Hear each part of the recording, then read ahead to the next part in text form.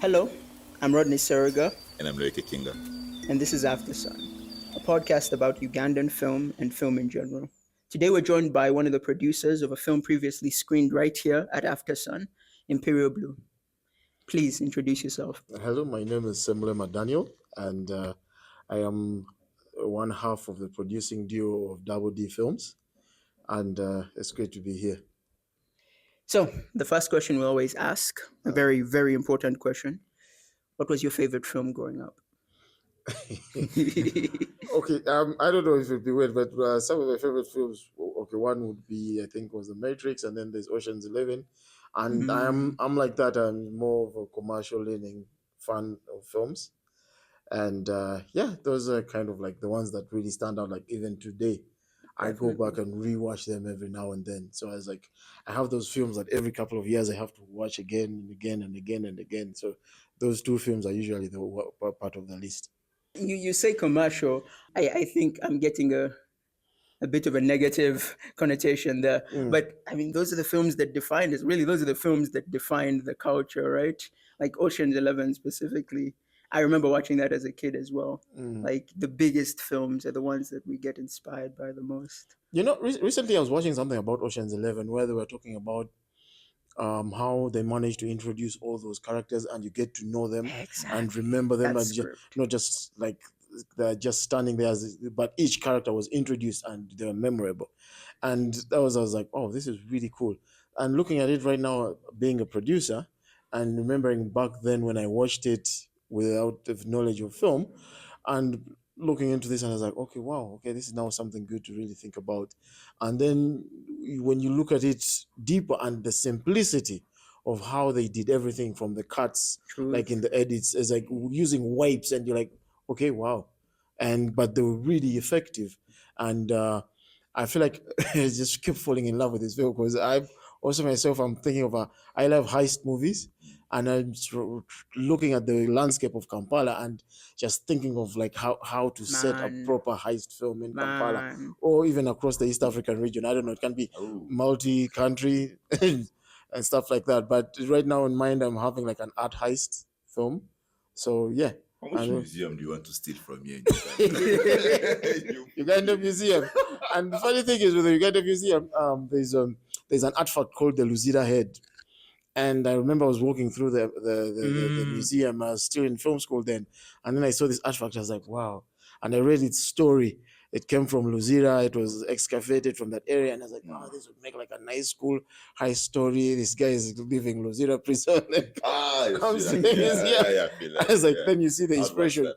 Yeah, the inspiration from Ocean's 11. So I was like, okay, this is really cool. But I also feel like I've had these interactions, especially when it comes to like conversations about African cinema and all these things. Because I feel like there's a friend of mine. She said something which was really interesting. For us, she's like she likes to make movies that she grew up liking. Mm.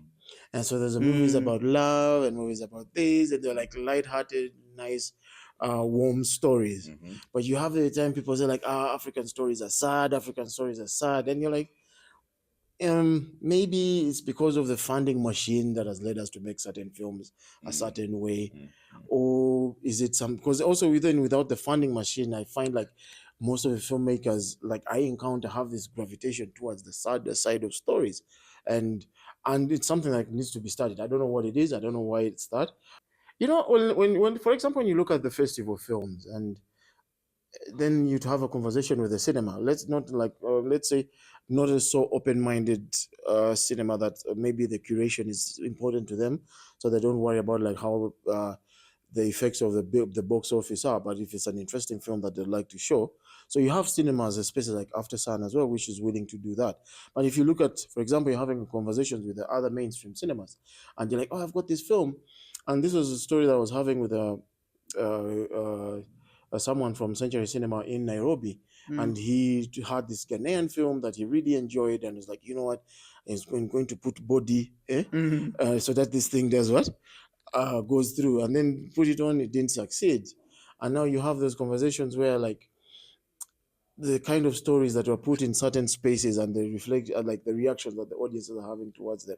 Mm. So then you ask yourself a question like, then when do we how do we choose to tell happy stories? And then you find like maybe because of the financing structure, we can't tell that. But if you look at, for example, South Africa, where the financing machine is, those guys are heavy now on comedy films. Like romantic comedies are like the biggest films in South Africa. Sure. And you're like, now for me, that light-hearted, Yeah. it's something that I enjoy to watch. Yeah. And sometimes I go extreme. I go like Michael Bay, big explosions, Yeah. no Yeah. thinking about it. The movie, Fair. boom, boom, boom, boom. Act 1, 2, 3, finished. Let's go home, and I'm done. I think it's a fair point, man. It's the way I look at it. It is partly culture. I think we were talking about this right outside. Mm. We come from a country that's been through a lot.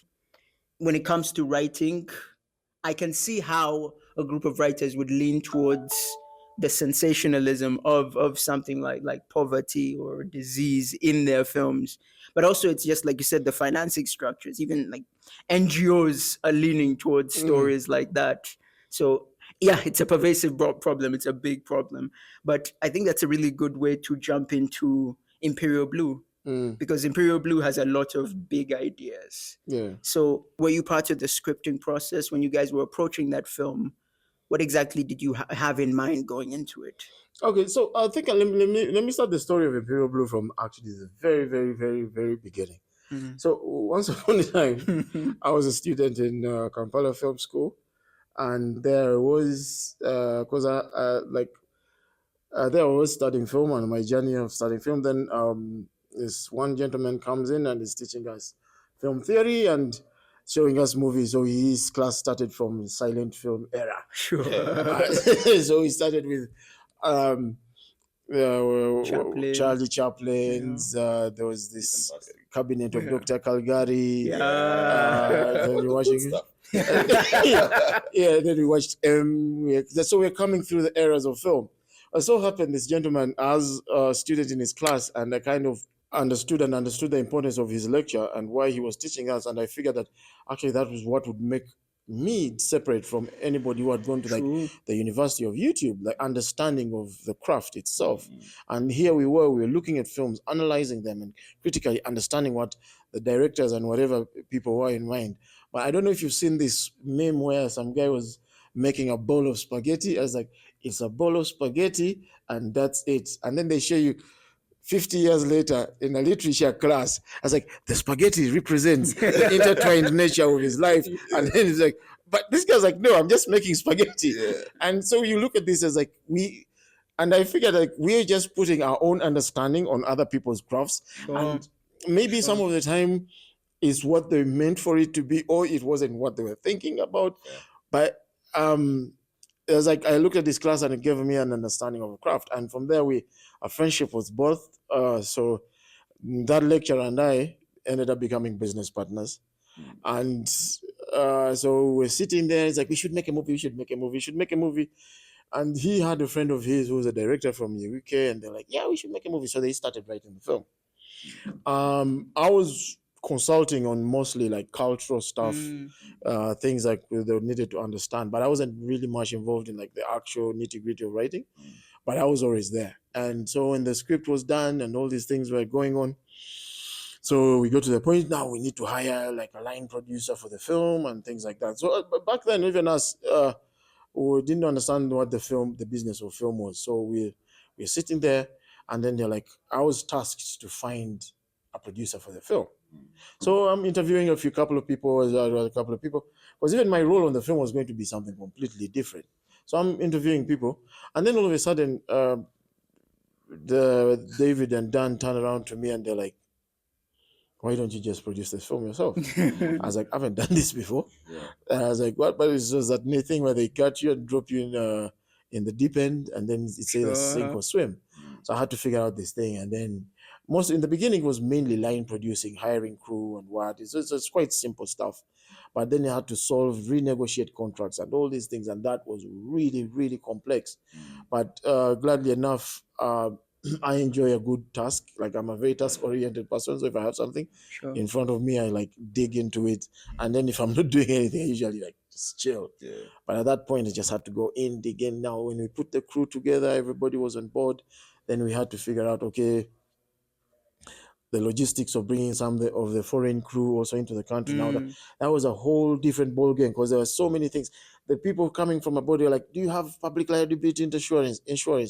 And you're like, "We don't have the budget for that." Yeah. And it's like, "Yeah, sure, we got it. Don't you'll be fine. You just come. You just come, you'll be okay." And then they're like, "Okay, do you have this?" Yeah, we got it. So everybody comes around. So we had to shoot in Fort Portal. Mm.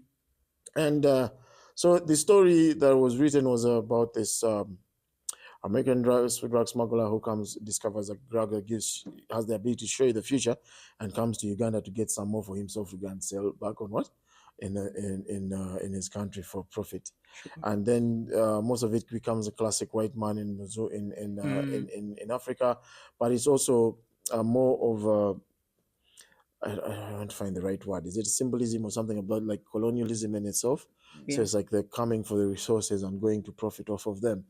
And yeah, so we had this very mixed crew of Ugandans and Europeans, and that also birthed its own other problems, and especially when it came to food. That is, I never figured that food would be such a big problem. But my God, food! Like on set, we are shooting, and somebody says, "I'm vegetarian, I'm vegan." I was like, "What's the difference?"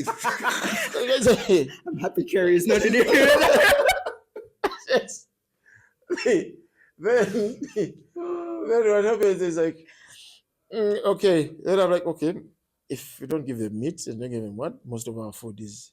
I was about to say most Yeah. Ugandan cuisine Is no vegetarian. meat. Yeah, it's no meat. Yeah. So I was like, it should be fine. And I was like, yeah, we serve them that. And then the guy's like, you see, the problem, your food is too heavy. I was like, after eating it, feels like you've eaten a brick. Honestly, that's fair. I'm like, okay, then eat little. Like, no. But then I was like, I told this guy, like, okay, what do you want to eat? And I was like, you want things like pasta. And then someone was like, gazpacho. And I'm like, what the hell is gazpacho? And I'm like, I like, okay. Then we tried pasta the next day. Okay. The Ugandan crew, they're like, what is this you're giving us? The food is too light. We are not getting such. And I'm like, God. The other ones are happy now. These ones are mad. Yeah. I gave up on food. Like even the caterer I'd hired for catering on the set, Yeah. they gave up. And this person owned a restaurant. And he's like, I'm done. I can't do this anymore. Wow. Like it was so complicated and annoying. And then we had to find some Rastas. We were like, oh, Rasta kitchen, good vibes. And it was like, you know what, take care of the food. I gave up. And from then, there was no more meat. We're just eating vegetables and beans and all this stuff. Because they're Rastas. Yeah. They eat Sure. meat. And, oh, man, but... so, look, I was looking at the nature of the build-up, the makeup of the crew. Sure. And the nature of the story in itself was so much. Because if there was a film being made about us making that film, Sure. it was also would have been another interesting thing. Because also that in itself was just another mind-boggling. Yeah. Chaos. Because the thing that I was surprised about the most was like the multi-country thing. You guys were shooting in multiple countries, or did you primarily focused on the Fort Portal shoot, or did you go? So 'Cause, the Fort Portal shoot, that's where I primarily focused. The director and DOP are the only, and the main character are the ones who went to India Sure. Yeah. to keep the crew small. Because we tried to fake India in Uganda, and that didn't go well. Because it was a really funny story where we tried to put people in brown face and God. makeup Yeah. and make them look Indian. We tried to get some Indians to our cast, and then maybe we'll be like, put some cow here and some incense there that look like India. And it didn't work out well. So we're like, you know what, let's actually shoot it in India. Then the UK bit was, because the director, both the producer, David and Dana from the UK, and they had friends, so they went and shot that there. So, and the bulk of the film was made in Fort Portal. Sure. Yeah. I noticed that. How long was the shoot as a whole, the whole thing? 6 weeks. 6 weeks, and you did it back to back? Yeah, that was a whole 6 weeks in Fort Portal. Ugandan timelines are crazy, man. Okay, tell me more about your relationship with David Siso. You said he was your lecturer, Mm. and now you. I just recently, correct me if I'm wrong. You guys just recently started up Double D. Yeah. Tell me more about. I have a question about that. Mm. Who came up with the double D name? And did you guys giggle? Did you guys giggle in the room when? So it is. Okay, the Double D thing was just us looking for a bunch of names and I was putting things. So there's D&D, then there's because everything was just stuck around the D's, the David Sure. and Dan or something like that. And then I was like, what about that? We just do Double D and then spell it with a DABBO so that it can always be pronounced as double in whichever way you look at it and not use the English double itself. And so then we came up with these two D's intersecting one another, facing away from each other. Yeah. And yeah, so it's I don't know, we didn't giggle, it just seemed like a good idea, but every time it comes up and it's like, oh, David and Dan, and then people just like, and then they laugh or whatever it is. So it's hope it catches on. It's cool. What are your roles in the So we're both co-founders, but this is a company mainly a production and distribution company. So we, after making Imperial Blue, just went down this very, very deep rabbit hole of distribution. And it was not easy. There's so many people to talk to. Who's going to buy my film? Where are you going to put it? How do I interest people? Because there's so many conversations that we had, late night phone calls. Because LA, I think when people are going to office in LA, it's midnight in Kampala, so you have to wait till midnight to call people in LA. Then you have conversations with this, but then you have these companies that you come across. Then you have to do due diligence about them, asking other producers that have worked with them, how they were working with them, and then you get all these responses. But the distribution part of the film was so difficult and very time consuming, that to a point where we were like, after this film, we are going to solve the distribution bit first before we ever make any other film. Because one, you look at the substantial amount of investment that you put into the production costs, but then when you look at the returns, they're very small. But then you look around and you ask yourself, like, what are the problems that we have? So, like, for example, people talk about Hollywood and the successes of Hollywood, but if you borrow a leaf from their book and see what they have done and how they've actually done it, you find that they've created this machine that actually works. But then you ask yourself, like, why don't we do that? So then we looked around, like, for example, in Uganda, there's the limitations of infrastructure, very few cinemas, because I think in total, before After Sun, there were about 12 screens in the country. Then we got Netflix in Arua, then After Sun now. And then I think there's that one which I keep forgetting, the one in Wandegea. Yes. There's that one as well.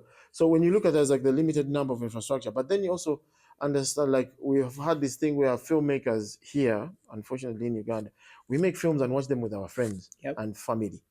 And then we tap ourselves on the shoulder, everybody claps for you, oh my God, it feels good. And then it disappears onto a hard drive. And that's the lifespan of the film. And then maybe you try to apply for film festivals here and there, but film through the festival circuit only has a lifespan of 1 year. After that, it's not viable for any of those things. So you can't continue. So we try to look at, like, the solutions we can solve and where the industry is going and the technologies that are changing. And we all realize quickly, like, everybody is saying, like, oh, everyone is going to the small screen in their hands, the phone. But then when you start to do the math in terms of revenue generated through streaming and revenue generated through bums and seats makes more money. Because you're not going to generate $1 billion in a film from streaming. It won't happen. Well, I guess my counter argument on that would be royalties. Like, with streaming, it's more about the lifelong, like, but remember, with streaming, they pay you once. You don't earn royalties. Okay, yeah. Is that so? Yes. Yeah. That's why the writers were striking. Sure. Because you see, back then, with the thing is, like, if say TVA picked up your series and paid, you'd get money. Then TVB picks up your series, they pay, you get money. See, like that. But now you give your film, Netflix pays once. That's all you're getting for the entire duration of whatever time. And it would be exclusive. And they'll probably ask for exclusivity or whichever. It can even not be exclusive, but that's all you're getting.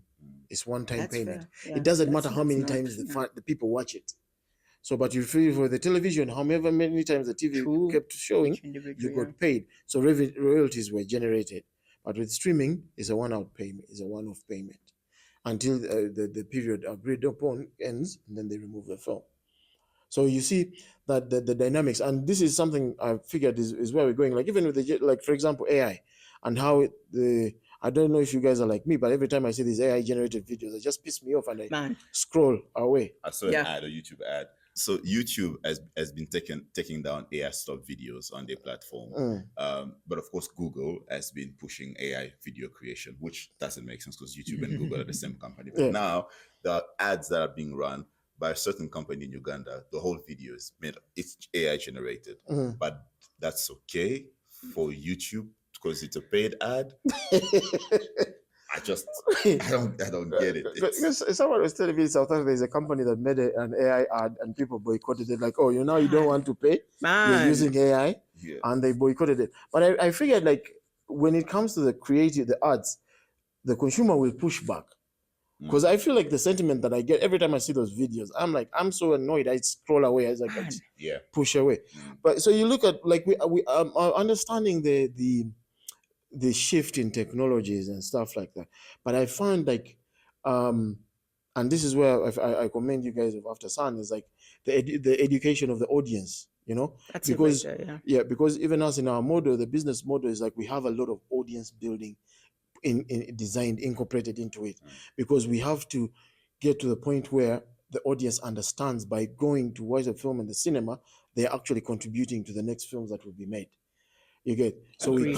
we cultivate our audiences. Now the thing that we had is like these big cinemas, they have audiences. Century Cinema has about 30,000 admissions a month. This is 30,000 Right, yeah. Yes, 30,000 admissions a month. That's a big. I was so surprised. I was like, what? Yeah. This is a huge number. But then you realize what films are they going to watch. But then you ask yourself a question like, okay, why are we not selling to our audiences? What does it take to sell to our audiences? And then I remember when I was doing the marketing for Imperial Blue, and I realized one thing is the audiences reward good production value. That's why you see Lukman as a sensation because of the production values. They will ignore everything else. Agreed. If Literally. the picture looks, you're like, "Yeah, I have to go." And you because you see with the internet, you see live responses Sure. and people's sentiments, and it's like, "Wow, this looks so nice. I need to go and watch it." True, And this, yeah. and and if you're actually telling them that this is where you can go and watch it, they will actually reward you by coming. Man. And that's why I tell people like we need to advertise films like musicians advertise concerts. Exactly. Let's go all out. But then usually by the time you say it's a wrap, there is no budget left. So you're going to cut the film yourself, you're going to do all of these things, and then I want to get back to Imperial Blue. You said you were working as the line producer. Were you part of the casting? yeah, so it's part of the casting. So from there on, when I got onto the position as a line producer, so I was involved in everything else other than that. After that, so I had to break down the script, location scouting, and all of these things. Because we were a small crew in the beginning, it was just me, David, and Dan. So we had to do most of the work before we brought on other people onto the team. So the location scouting, the casting, we did ourselves, but we managed to get a casting director, Sharon Gaita, who helped us a lot with callbacks and all that stuff with the characters. Then from there, it was after the crew cast was locked, the crew we locked, and then it was time to move to Fort Portal and start to set up. So the logistical nightmare was like we had it's a big team of people. I think we were about 40 people at any given time, because some kept going and leaving. But then there's this hotel that were like, okay, we paid, and they're like, yeah, we get some good money. But then 2 weeks in, the guy realized like is making a loss, because usually the hotel people, it's a short stay, they don't spend a lot of electricity, they don't do what they leave. But now we were here for 6 weeks asking for spaghetti and things like that. But so the team had all this we recently just lost the lead character, Esteri That's Tebandeke, and but she was such a darling to work with because even then she wasn't like that great health wise, but she was a soldier.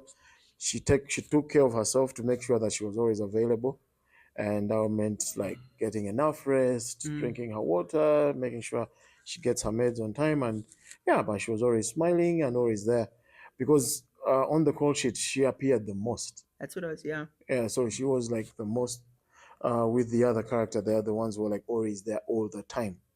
And so for her, from day one to the last day, we were with her the entire time.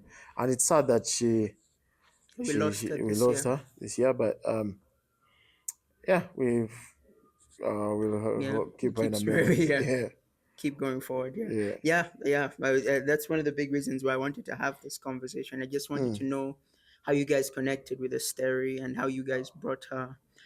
Was she? At what point did she join the project? At what point did you guys decide this was who we wanted in our film? So she'd been doing some work, and I think the director had seen her in something, Yeah, she's a and veteran. he She wanted was. her specifically, and she couldn't make it for auditions Mhm. because she was rehearsing for a play that she was going to do. So the director went to her Mm. and just to have a conversation, and it wasn't really about casting because he had already made up his mind that she's the one he wanted. And so yeah, when they went, they had the conversation. Then she came on board, and we had to discuss a couple of things. And yeah, then she locked in, started reading the script. Mm. Yeah. I think yeah. I mean, she was my favorite part of the show. The Luganda parts were, in my opinion, definitely the strongest parts of the film. Mm. It felt very, I guess the word is immersive. And Luganda wasn't her, her first language. I didn't Uh, know that. Okay, she's Mteso, so fair enough. Yeah, and it wasn't her, but she pulled it off. yeah, yeah. Unless you're like a purist, like someone who understands the Sure. language deeply, you can tell. But she kind of did a very good job. Yeah, Yeah, that's fair. But Okay. but I wanted to ask about the distribution aspect. yeah. How far you've gotten in your research, and what do you really think is the problem when it comes to within the context of Uganda, at least? All right. Mm. What has your experience been like? So with Uganda, it's my biggest problem has been um, what I can offer in terms of the returns that I can get. So the market that I have for Uganda is not enough. Agreed. So I have to expand to a bigger market for me to be able to make something make sense. So in that saying that means I have to operate wider. And now we're trying to build something where we're operating across the entire African continent, at least sub-Saharan Africa before we figured out the North Africa. But because of the infrastructure and things like that, you find that the market in Uganda is not enough. Because even if I tried to get, say for example, um, there's a Chinese kung fu film that is doing so well, and we are discussing about a minimum guarantee, but these guys what they expect and what we can offer, because they're like, oh, we are not giving a minimum guarantee, and the guys are like, Mm. Yeah. not really. We don't do no MGs, but then they are talking like thousands of dollars that you can't afford. So now we're looking to build the infrastructure across the continent, because then you can know that if I'm screening in about, let's say, 1,000 cinemas, it makes more sense in economies of scale compared to screening in just uh 10 4 let me see, 1 2 3 4, it's like what, how many, five cinemas in Uganda.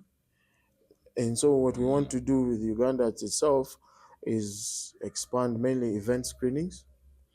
And then with those event screenings, we can take them to different regions. But then also look into this old infrastructure, especially the colonial infrastructure. There are cinema buildings from a long time ago that are still there today, and see if we can develop those spaces. But then also looking at how we can incorporate the Bibanda, the video halls, into the monetary ecosystem, and then we can also service the translated film market as well, VJs. the We did VJ talk. market. Because now when you look at the Bibandas, those are so many, and you can, Agreed. yeah, you can Genuinely, tap into it's them. organic. Yeah. So as we look into the development, we are formulating relationships with other entities like After Sun, Century Cinema, Newmark Cinema, and we're doing Century Cinema across the entire region all the way to Zambia, and then we are looking at Canal Olympia in West Africa. So we want to go to all these places. But then it's sad that you find like, okay, as we're looking into the cinema infrastructure in countries like Rwanda, all the cinemas are closed down. They don't have a single functional cinema. What do you mean? Yeah, You mean the big commercial ones? the big commercial one closed. Then I don't know what Cinema Yaka is doing, because I have a friend of mine who works there, and they're like, we have no functioning cinema right at the moment. Interesting. And so you look at all these things. Canal Olympia invested in this bigger cinema in Kigali that is closed now. I think it was taken in receivership by the government. So the infrastructure sits there, but it's unused. Century Cinema had a cinema there. It also sits there. It's not being used. Then also, as you see, like there's that Oasis Mall, there's a cinema there. It's not being used. But the thing again comes back down. Like all these things are collapsing just because the amount of effort that needs to be put in to keep people coming back. And I figured like what happens to us, and this happens a lot, people start businesses that are successful in the beginning, and Yeah. then they stop putting in the effort that they used to put in at the beginning, and then it falls off and then collapses afterward.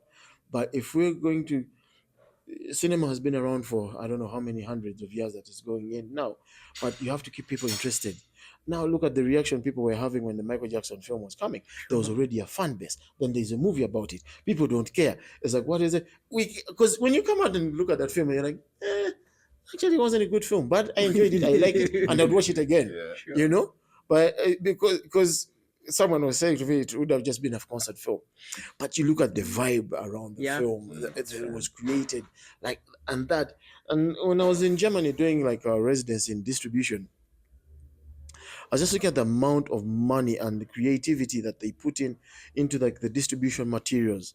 They print flyers, coasters, what all these things they print to make people interested in the film. Now a country like Germany has over 3,000 cinemas that works for them, and then it spreads across the territory. So even distributors there work in the whole country. So you have to talk to 30,000 cinemas. But if I'm having a conversation with just five, my distribution is not that efficient, and I'm not making. So we have to tap into the economies of scale and be able to what to put our films in these spaces. So what that means, we have to create films that can actually be enjoyed across the board. You don't make something for yourself. So someone in Angola, although they speak Portuguese, they will have to watch Botswana. You know, the film is in Botswana, screening Zimbabwe, South Africa, all over Africa, and we're watching the same movie across the board. That will be like, that is our goal, and that's what we aim to do, and that would be the solution to the problem and the question that you asked. The last two questions we usually ask are, but you've answered one of them. What part of this industry would you change? I'm assuming it would be distribution, Yeah. infrastructure. Lastly, we ask, which film would you recommend to the audience and to us? Maybe specifically an African film that you've enjoyed recently. Let me recommend one that is coming out because I'm responsible Sure. for that. I'll be recommending Memories of Princess Mumbi, Sure. and we should be able to catch it in August. That's when it comes out. Yeah. Thank you for speaking with us, man. All right. Thanks for coming out, mate. All right. Thank you for having me. Now let me go and sleep off this iddy food.